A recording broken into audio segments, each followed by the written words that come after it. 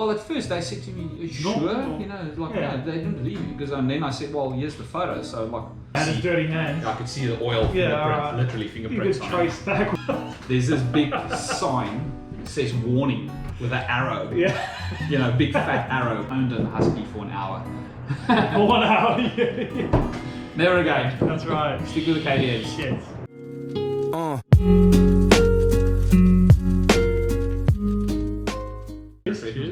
Yeah, I'll go on my second. In one of the other videos we were chatting about Cam's bike when it dropped off the rack and roll, right? That was a 300 two-stroke Husqvarna. Yep. Now you've also bought a Husqvarna in the past. Correct. That was before your 6 days. Yeah, right? well, I'm a KDM man, and I've got a few friends that's got the Huskies, and they've always said to me, buy a Husky, buy a Husky, buy a Husky. So I thought when I was in the market for a new 300, that I was going to just give it a go. Yeah. You know, the Husky dealership, which we won't name, is just down the road for me, so I thought, let's go for it. Yeah. So I went in there, looked at a brand new 2019 TE. And I mean, pretty much a KDM. Pretty much, yeah. A composite rear subframe Frame and linkage. And the linkage on the rear suspension is different. Yeah. That's essentially, and I think stock the TEs also come with the billet triple clamps. Like the 6 days. Yeah, like the 6 days. I think that's about, you know, and the shrouds are slightly different, etc. Yeah. There's a few cosmetic changes, but I think engine-wise it's KDM. Yeah. So it was at that time as well. I like my gadgets. So I decided, okay, I want to give the Rekluse a go, you know, because I've spent too much time on YouTube looking at all the Rekluse videos and think, okay, this is great. Yeah, going for this. So yeah, I went full hog.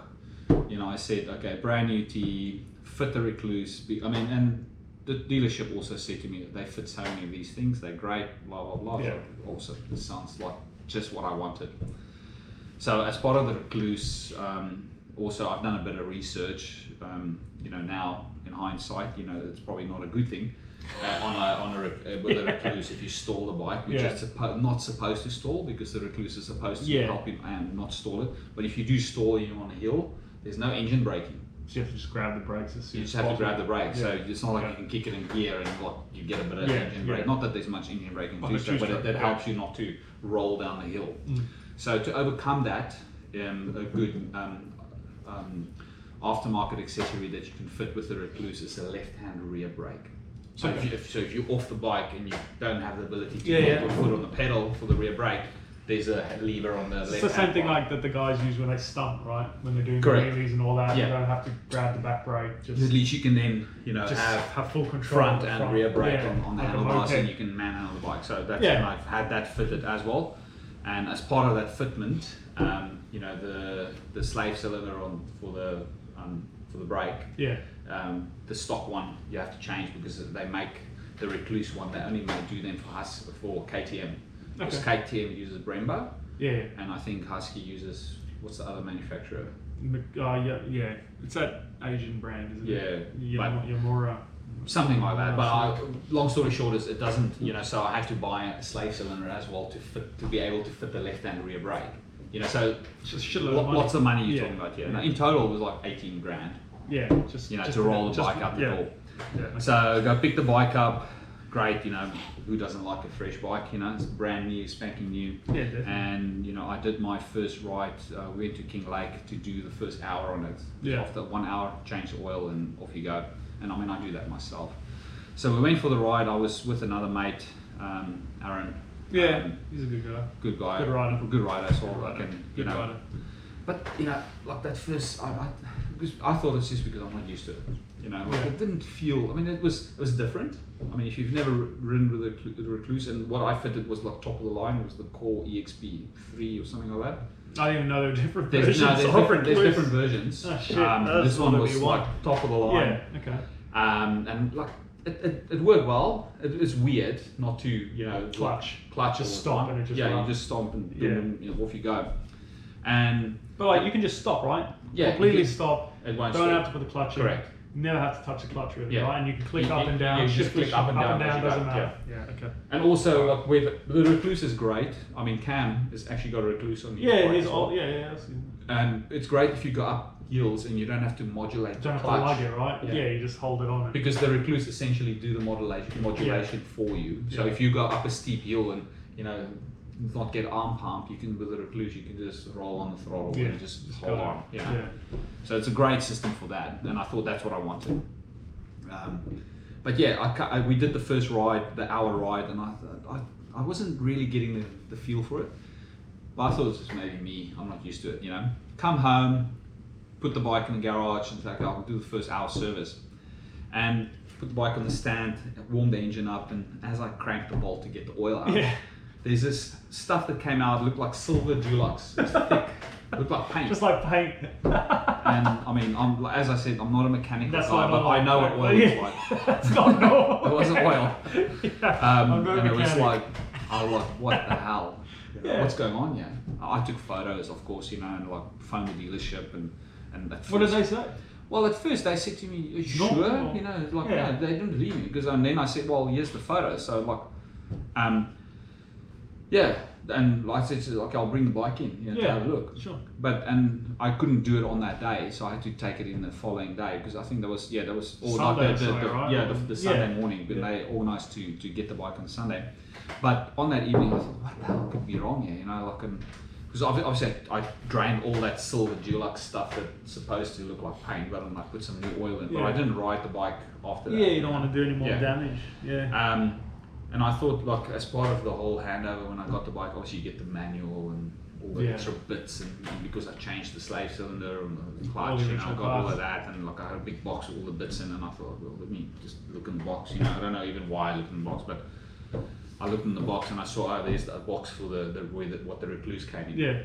So I thought, okay, well, have a look at that. Open the Rekluse box, and I saw like there was like a couple of zip ties and like there was a packet of screws in there and the installation manual, and I could see the installation manual had like the mechanic was obviously paging through it, you know, because I had his dirty hands. I could see the oil fingerprint, literally fingerprints. You could trace back where he was actually looking. Okay, well, it might spare bolts and at least he was looking at it. Yeah, he was looking at it. And I was like, well, let me look at it.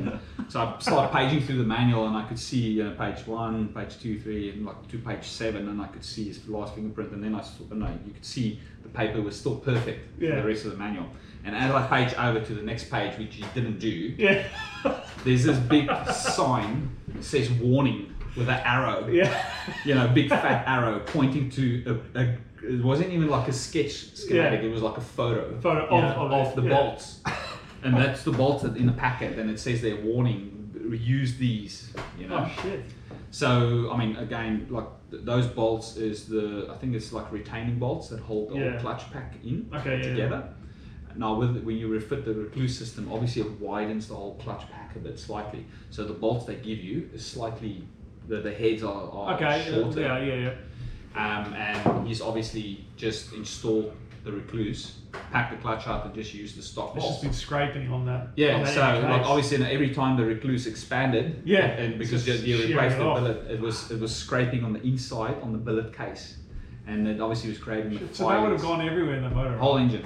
Everywhere. So yeah, it was quite an ordeal. You didn't get it replaced, right? No. Obviously, because you only got the KTM now. Yeah. So yeah, it was quite an ordeal. It took me about 2 weeks with them to get the whole deal reversed.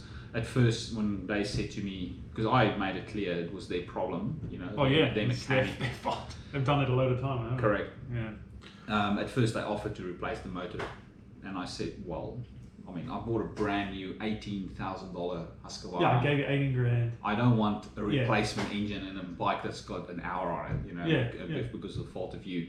And then they offered to just give me a brand new bike. But at that point, I was sort of looking at the dealership in Bolton. They're awesome. Yeah, and I saw the six days there. Plug them. They Bolton. They're awesome. Good. Kyneton, they're good guys. And they had the 6 days there, so I just want my money back. And like I got my money back eventually. It took a bit of haggling. Yeah. And every time I phone him, and then he's like, okay, he'll transfer the money. You said you had to walk in there, right? Yeah. To actually yeah.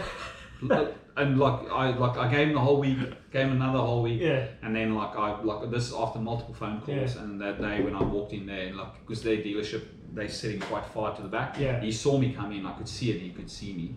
And as I walk in, I could see he's on the computer. Then as I got to his desk, he turned the computer screen, and said, "Oh look, I just transferred the money." It's like, you son of a bitch, bastard. So yeah, that was So that was my first. I've owned a Husky for an hour. For 1 hour, yeah. Never again. That's right. Stick with the KDMs. Yes.